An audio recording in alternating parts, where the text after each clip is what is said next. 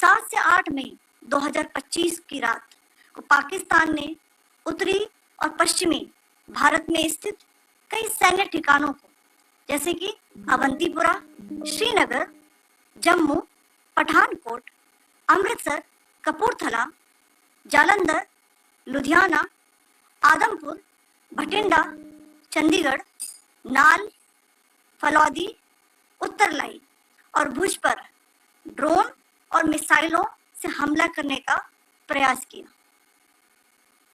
इन हमलों को integrated counter UAS grid और वायु रक्षा प्रणालियों द्वारा निष्क्रिय कर दिया गया।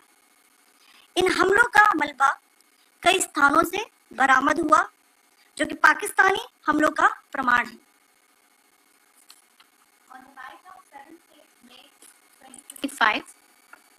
Pakistan attempted to engage a number of military targets in northern and western India using drones and missiles.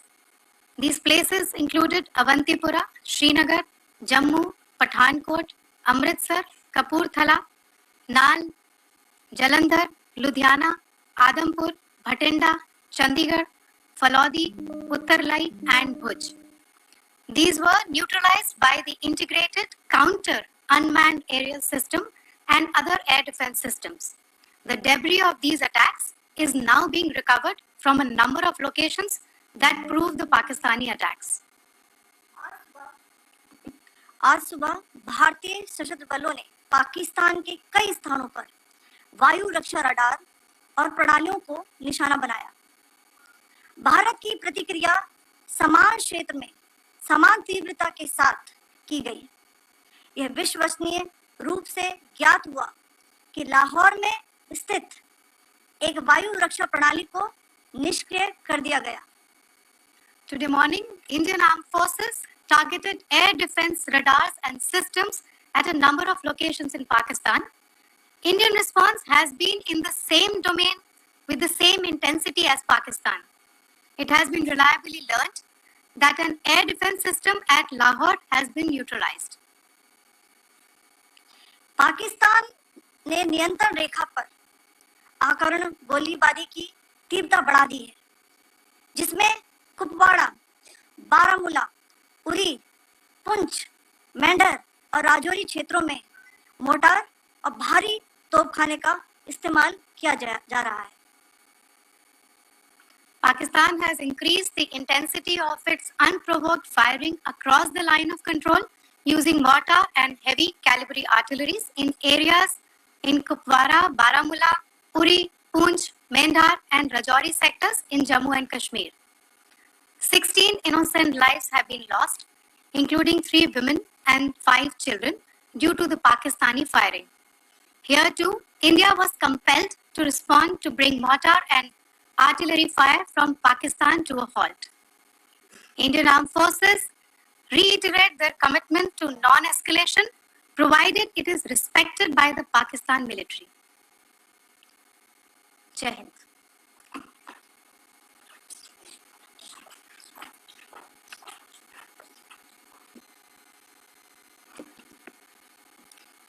Thank you. Friends, this is, as I said, further to the briefing that was provided yesterday and some of the updates that have been just provided by Colonel Qureshi and Wing Commander Singh. I thought that we would just put some of the aspects related to the events that started on 22nd April with the barbaric terror attack in Pahalgam into further context, because there is a certain amount of commentary that has happened with regard to the events since then. And more than the commentary, there has been a lot of disinformation that has been directed at us from across the border. So a few things that I would like you to keep in mind. First of all, there is mention on all sides of escalation. I think the first point that you have to keep in mind is the attack of 22nd April in Pahalgam is the original escalation. ये जो सिलसिला है जो हम देख रहे हैं आज की घटनाओं को लेके, ये 22 अप्रैल के पहलगाम के हमले से शुरू हुआ है. एस्केलेशन वहाँ पे हुआ है और उस एस्केलेशन का जवाब भारतीय सेना ने, भारतीय फौज ने कल अपने एक्शन से दिया है. Secondly, I want to invite your attention to the involvement of the group calling itself the Resistance Front in these attacks. I pointed this out yesterday that this is a group that is a known front for the well-known Pakistan-based terrorist organization, Lashkar-e-Taiba. The group has been reported earlier. I mentioned to you about the Indian authorities providing information to the UN 1267 Sanctions Monitoring Committee. And in fact, we are going to be meeting with the team again very soon, and we will be providing an update to the information that we have provided earlier. But what is interesting, दिलचस्प बात यह है कि संयुक्त राष्ट्र की सुरक्षा समिति में जब पहलगाम के हमले को लेके एक प्रेस वक्तव्य जारी करने की बात चल रही थी, तो आप सोचिए किस देश ने टीआरएफ का, द रेजिस्टेंस फ्रंट का उसमें मेंशन किया जाना, उसको अपोज किया, पाकिस्तान ने. This was after the fact that the TRF claimed responsibility for this attack not once but twice, within a few hours after the incident on the 22nd of April, and then again on the morning of 23rd April. And it is perhaps only after the full gravity of the incident was realized by its masters and handlers across the border that it was managed to back off from this claim. Obviously, that retraction doesn't convince anybody. तीसरी चीज जो मैं आपसे कहना चाह रहा था, और कर्नल कुरैशी और विंग कमांडर सिंह ने कल भी बड़े स्पष्ट शब्दों में और आज भी आपसे ये बात साझा की है. जो भारतीय रिस्पॉन्स है वो नॉन एस्केलेटरी है, प्रिसाइज है, सटीक है, मेजर्ड है और कंसिडर्ड है. Our intention has not been to escalate matters. We are only responding to the original escalation, as I said, and our response has been targeted, precise, controlled and measured. Only military, no military targets have been selected. Only terrorist infrastructure in Pakistan has been hit. Now, there are, as I said, a number of issues that have been raised in commentaries, and there's a lot of, as I said, unfounded disinformation and fabrication that has come from across the border. And I would just like to use this opportunity to set the record straight on some of these issues. The first of these is Pakistan trying to wash its hands off any and all involvement with terrorism. I think the Pakistani information minister said there are no terrorists in Pakistan. And I think he was challenged on that in the television program that he was appearing on. But even if I partially repeat myself from yesterday, I think Pakistan's reputation as the epicenter of global terrorism is rooted in a number of instances where concrete evidence is available, not just to India, but to governments and authorities and agencies around the world. There are several terrorist attacks around the world where Pakistani fingerprints have been found. I don't need to belabor the point with regard to this audience about where Osama bin Laden was found and who called him a martyr. Pakistan has also for decades pursued cross-border terrorism into India with impunity. And as I said yesterday also, in order to deliberately mislead the international community, they claimed that the terrorist Sajid Mir was dead. They came under pressure, and Sajid Mir was then brought back to life, arrested, and is now apparently in Pakistani custody. Pakistan is also home to a very large number of UN proscribed as well as UN proscribed terrorists, as well as terrorists proscribed by a number of other governments in the world, including, of course, the Lashkar-e-Taiba and the Jaish-e-Mohammed, as well as their leaders, Masood Azhar and Hafiz Mohammed Saeed. आपने देखा होगा हाल ही में पिछले ही कुछ दिनों में पाकिस्तान के रक्षा मंत्री और उनके पूर्व विदेश मंत्री दोनों ने इस बात को माना है कि पाकिस्तान का ऐसे ग्रुप्स के साथ जो रिश्ता है वो क्या रहा है. Both the defense minister and the former foreign minister of Pakistan, I think they've done a more eloquent job of this than I could ever do in terms of describing their country's implication in international terrorism and their involvement in housing these kinds of groups. दूसरा जो विषय है वो है पाकिस्तान का जो एक दावा है कि एक इंटरनेशनल impartial investigation होना चाहिए, एक joint investigative committee होनी चाहिए. These calls for jointly investigating this heinous and barbaric attack in Pahalgam. Again, I think you know the history well on this. You know the track record well, and it is not a bright track record insofar as Pakistan is concerned.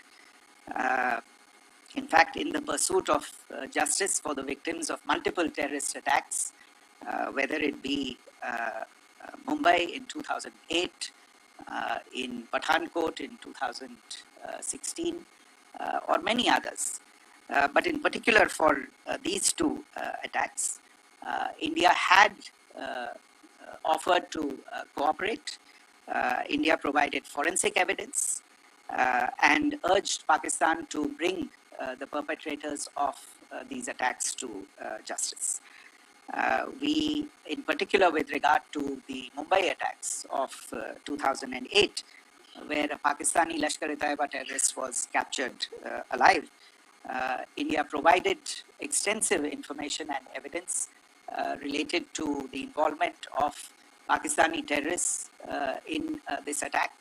Cases were registered, but you are all aware that these cases have not progressed despite the formation of judicial teams, etc. And Pakistan has consistently stonewalled all efforts to move the investigation along. In fact, with regard to the Pathankot attack as well, a joint investigative team was formed. We gave access, unprecedented access, I should say, to Pakistani team to the site of the attack. Details of call records data and DNA, etc. were shared with Pakistan. We had shared with them details related that we had been able to access to the addresses of terrorists. We presented evidence against the office bearers of Jaish-e-Mohammed who had conspired in the attack, and the handlers of the terrorists who facilitated them and guided them in. But there has been no movement on this.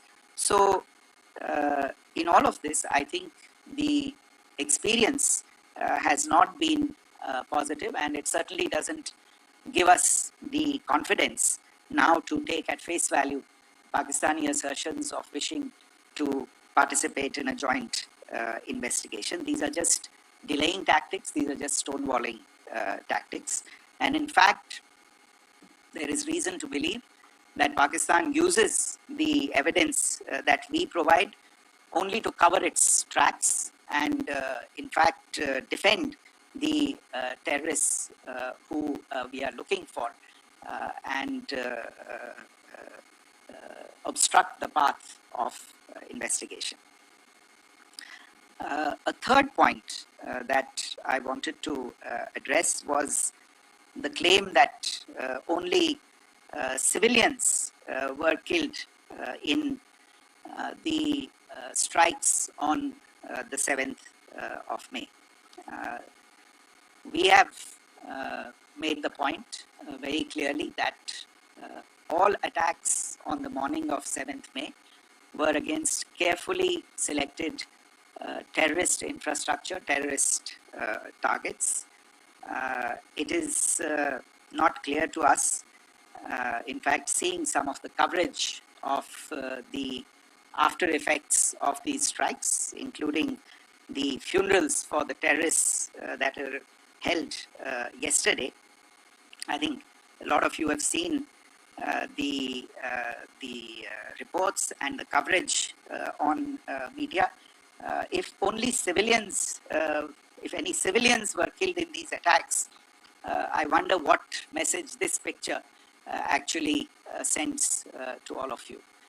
This is a question that is worth asking. It's also odd that the funerals of civilians are carried out with the coffins being draped in Pakistani flags and state honors being accorded. As far as we are concerned, the individuals eliminated at these facilities were terrorists. Giving terrorist state funerals may be a practice in Pakistan. Doesn't seem to make much sense to us. Pakistan has also claimed that India deliberately attacked religious sites. This is completely false again. I have made it clear that the targets were terrorist infrastructure, terrorist facilities, and locations connected clearly with incidents of cross-border terrorism into India. And it is in fact Pakistan that is misusing religious sites as a cover to in fact radicalize, direct and indoctrinate and train terrorists.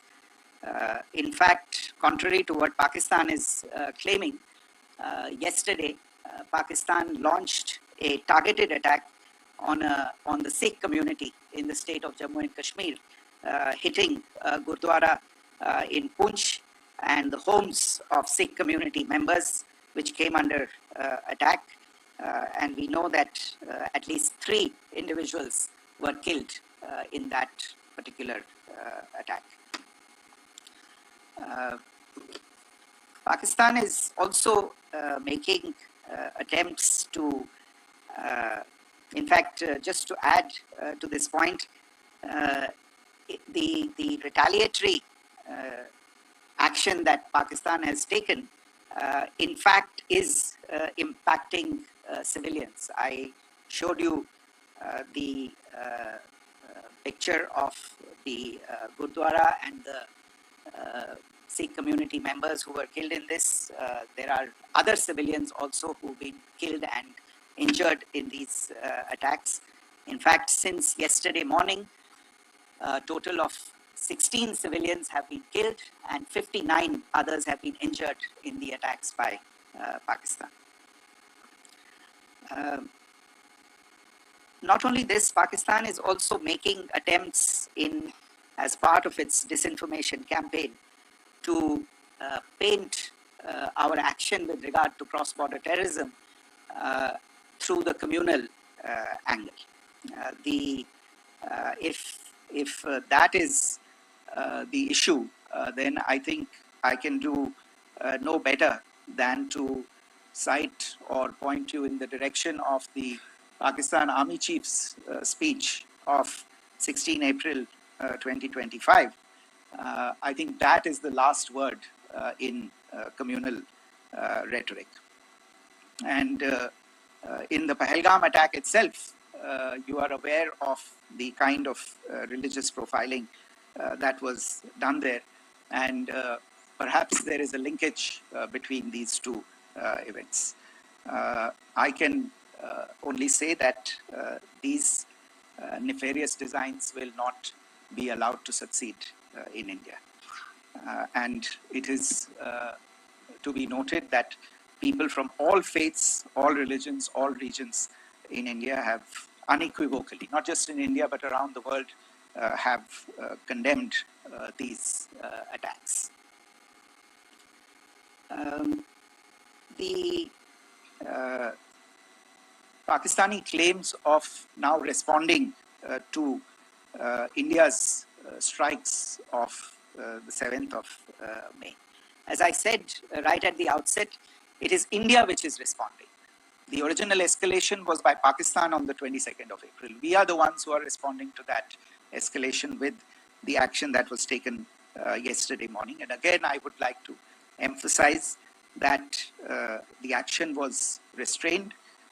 It was directed towards non-civilian, non-military targets and confined to terrorist camps. And again, as we have been saying since yesterday, any further action by Pakistan, some of which we are seeing today, is nothing but escalation by Pakistan now, once again, and will be responded to and is being responded to appropriately.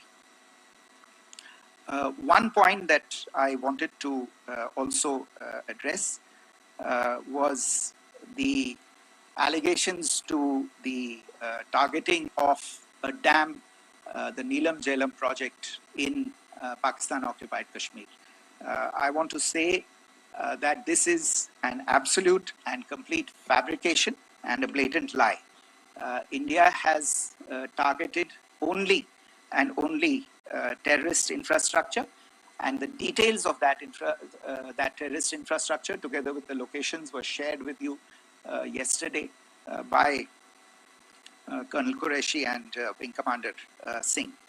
I should note that if this kind of a claim is a pretext for targeting Indian infrastructure of a similar nature, Pakistan will be entirely responsible for the consequences that will undoubtedly follow. Finally, I want to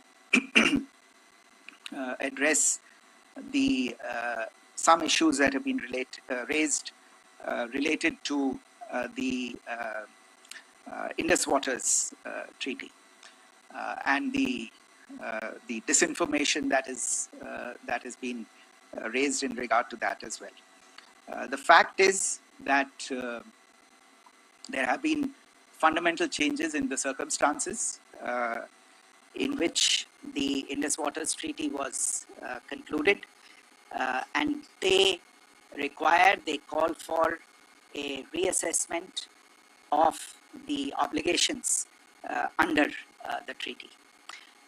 Over the last year and a half to 2 years, India has been in communication with the government of Pakistan. We've sent several notices to them requesting for negotiations to discuss modification of the treaty.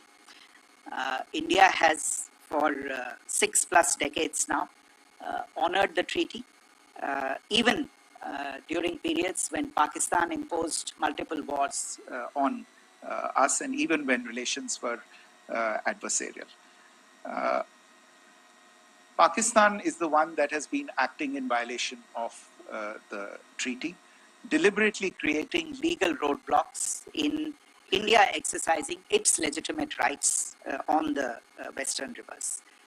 Any projects that India sought to build on the eastern rivers and even on the western rivers, which we are allowed to by the treaty, were always challenged by Pakistan, thereby hampering our rights to utilize our legitimate waters under the treaty. In fact, if you see, the preamble of the treaty itself states that the treaty was concluded in a spirit of goodwill and friendship. Mark those words. Concluded in a spirit of goodwill and friendship. ये भारत का धैर्य और भारत की सहनशीलता है जो 65 साल से हम इतनी प्रोवोकेशन के बावजूद इस ट्रीटी को निभा रहे हैं. However, as has been made clear earlier as well, Pakistan has not responded to our requests to enter into negotiations for a reassessment of the obligations under the treaty. A number of conditions have changed. This is a treaty that was based on the engineering techniques of the 50s and the 60s. We are living through the first quarter of the 21st century. Technological changes and technological advancements have to be taken into account. There are demographic changes. There are climate changes that have taken place. There is the imperative of clean energy. And of course, the terrorism that Pakistan has wreaked in the state of Jammu and Kashmir itself has hampered India's ability to exercise its rights under the treaty. Pakistan's persistent refusal to respond to our requests to enter into government-to-government negotiations on the modification of the treaty is, in a sense, itself a violation of the treaty. And therefore, India has taken the step of putting the treaty in abeyance until Pakistan abjures irrevocably its support for cross-border terrorism. Maybe I'll stop there. I mentioned earlier yesterday as well that this is an evolving situation. I would therefore ask all of you to be considerate and restrained. It will not be possible for us or my colleagues from the armed forces to share operational details at this point in time. Beyond that, if you have any questions, may I have time for only a few, and I'll try to answer those questions. Okay, I give the floor to Rishabh. On Secretary, good evening. This is Rishabh from Times Now. I just wanted to understand, as per the press release that has been released earlier today, it says that we have successfully hit at the air defense of Lahore. Does it give our forces a better chances if in case of further escalation? And are there other air defense places as well at strategic location that were targeted? Rishabh, you are violating the first rule that I set out at the end of my remarks. The press release that has been issued by the Ministry of Defense today speaks for itself. It is related to operational matters. It's been released by the Ministry of Defense. As more information becomes available, it will be released at the appropriate time. Once again, please don't go into operational details at this point in time because this is a constantly evolving situation. Yeah, go ahead. Foreign Secretary Smita Sharma, just wanted to ask, the Pakistani Minister Ishaq Dar in an interview has claimed that the national security advisors of India and Pakistan have spoken to each other. If you could confirm or deny, and is complete severance of diplomatic ties with Pakistan also on the table? I have no information with regard to contacts between the two national security advisors. Insofar as diplomatic relations are concerned, you've seen the steps that were announced in response to the following the meeting of the Cabinet Committee on Security on the 23rd of April. There are no further steps that are under consideration at this moment in time. Here, go ahead. Foreign secretary, मेरा नाम मनीष है, मैं TV9 Bharatvarsh से हूं और आपने खुद ही बताया कि कितना मिस इन्फॉर्मेशन क्रॉस बॉर्डर से आ रहा है, बल्कि ऐसा लग रहा है जैसे पाकिस्तान के प्राइम मिनिस्टर और डिफेंस मिनिस्टर तक भी प्रोपेगेंडा करने में मिस इन्फॉर्मेशन में आ गए हैं. वो कई बार तो ये तक दावा करते हैं कि हम 3 राफेल हमने गिरा दिया, इतने हमने मिग गिरा दिए, और जब उनसे पूछा जाता है तो वो कहते हैं कि सोशल मीडिया में हमने ये सब चीज़ें देखी थी.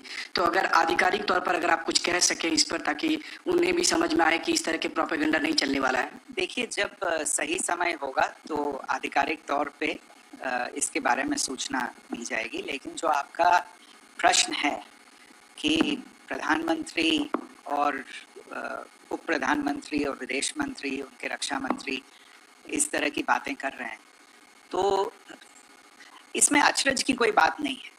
आखिरकार ये एक देश है जिसने अपना इसका जन्म लेते ही झूठ शुरू हो गया था। 1947 में जब पाकिस्तानी फौज ने जम्मू कश्मीर पे दावा बोला, तो उन्होंने किसी ऐसे वैसे व्यक्ति से नहीं, संयुक्त राष्ट्र से झूठ बोला कि हमारा कोई लेना देना नहीं है इससे। ये लोग जो गए हैं वो तो कबायली हैं।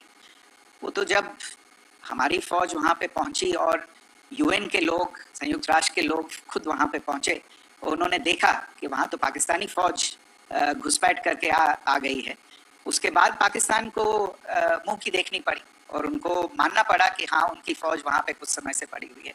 तो ये जो यात्रा है एक तरह से 75 साल पहले शुरू हो चुकी है। तो I am not surprised that this kind of disinformation is being indulged in. Yeah. Siddhant. So Siddhant from Beyond. Sir, we have seen a lot of negative comments coming from the Pakistani military of escalation. If tomorrow there is an escalation, there are strikes, we know one attempt has been thwarted, what will be the Indian response to those attempts of creating more escalation? Because it is looking like it's going towards more escalation. And my second question is, are any other world powers, essentially the P5 countries, the West Asian countries, reaching out to de-escalate the current situation? Look, on escalation, we've already made our stance clear. I mean, there are two basic points. First of all, it is Pakistan that escalated on the 22nd of April. We are only responding to that escalation. And then what we have said yesterday and what my colleagues have said today, that now if there is an attempt at further escalation by Pakistan, it will be responded to in an appropriate domain. And therefore, the choice is entirely that of Pakistan to make. As to your second question, I don't think I can do better than to point you in the direction of the statements that are being made from practically every chancellery in the world and the sentiment that they are carrying. That sentiment essentially and for the major portion is support for the government of India in the context of the condemnation of the terrorist attack in Pahalgam on the 22nd of April. There is wide recognition of the government of India's right to respond to these attacks in self-defense, and of course a desire to ensure that there is not further escalation. I think these statements speak for themselves. Yeah. Sir, this is Mosami from India Today. Now, in the all-party meeting, we have learned that the defense minister has said that, in the Operation Sindoor, almost 100 terrorists were killed. Would we have any details about what is the number like, and also about if there were any big faces, masterminds, terrorist masterminds who were in fact killed? There is also a report that Masood Azhar's family's 10 members have been killed, and Rauf Asghar, who was actually the mastermind of Pulwama, he's also been badly, severely injured. I don't have information at this point in time to share with you on these issues. But as I said, I think, there is so much information out there on television, in the news media, in social media, that it sometimes looks like a long time has passed since this. Please understand that slightly over 36 hours only have passed since this operation was undertaken. Let's have some patience. Information will come out and will be shared in due time. Shruti. Thank you, Foreign Secretary. Shruti Ranjan from Bloomberg. Sir, could you give us any understanding whether India has moved the IMF or the World Bank to kind of, sensitize them about the the bailout that Pakistan has, and, the kind of stuff that the Pakistan government is doing? Look, we have an executive director at the IMF. Tomorrow there is a meeting of the board of the IMF, and I'm sure that our executive director will put forward India's position. the decisions of the board are a different matter. You know the process through which they are made. But I think the case with regard to Pakistan should be self-evident to those people who generously open their pockets to bail out this country. And since you are from Bloomberg, I think you would have the data on how many IMF bailout programs have been, very good, thank you, have been sanctioned in the space of the last 3 decades. And I think you would also have an idea of how many of those programs have actually reached successful conclusion. Probably not many. So I think this is a decision that board members have to take by looking deep within themselves and looking at the facts. So we can, one last question, sir. Yeah. One last question. Foreign Secretary, I'm Siddhant from CNN News 18. I would like to know, since it's an opportunity to speak to you, I would like to know the response coming from United States since last 3 weeks. Saudi Arabia, Qatar. In fact, Prime Minister Modi spoke to Qatar before the strikes that evening. Perhaps how do you read the support coming from these countries? Perhaps traditionally they were seen on the other side. This time around, their statements are strong worded. In fact, India-Saudi joint statement also had a very strong condemnation, strong worded condemnation. United States at all level have condemned the attack and have extended support. In fact, Saudi Deputy Foreign Minister is in India. He just met EMS Jaishankar. Also, if you could shed some light on his visit, his meeting with EMS Jaishankar. In fact, we have also been told that he met Prime Minister Modi. Thank you. Look, all the countries that you named and many others, we have been in touch with them. The Prime Minister has spoken to a large number of world leaders. A large number of world leaders have called him, as have called the External Affairs Minister. As we speak, there are conversations going on today as well with world leaders. And your assessment or conclusion of the general tenor of these messages is very much on point.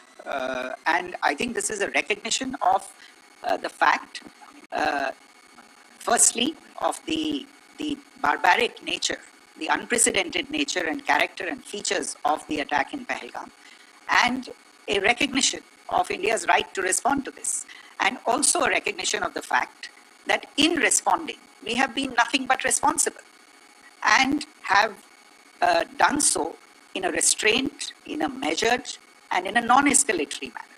I think that counts for something. People have taken that into account, and that is what is explaining the kinds of reactions that we are seeing. And we appreciate the sentiments and the statements that have been made by the vast majority of world leaders. Yes, the Saudi Minister of State for Foreign Affairs is in Delhi. He had a meeting with the External Affairs Minister earlier today. I don't have further details at this moment, but if there are details, the ministry will share them at some point with you. Thank you. I think that's all we have time for today. We'll join you again soon. Thank you all. Thank you.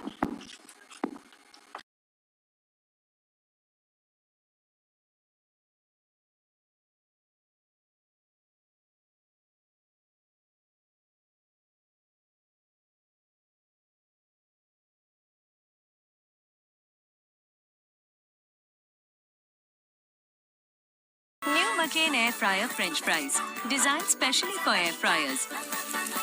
Air fry में McCain बनेगा, मजा बढ़ेगा. The nuclear option. There are people who are saying it's about time that denuclearization of Pakistan should happen. Of course, that's a long-term thing. But a rogue nation like Pakistan, who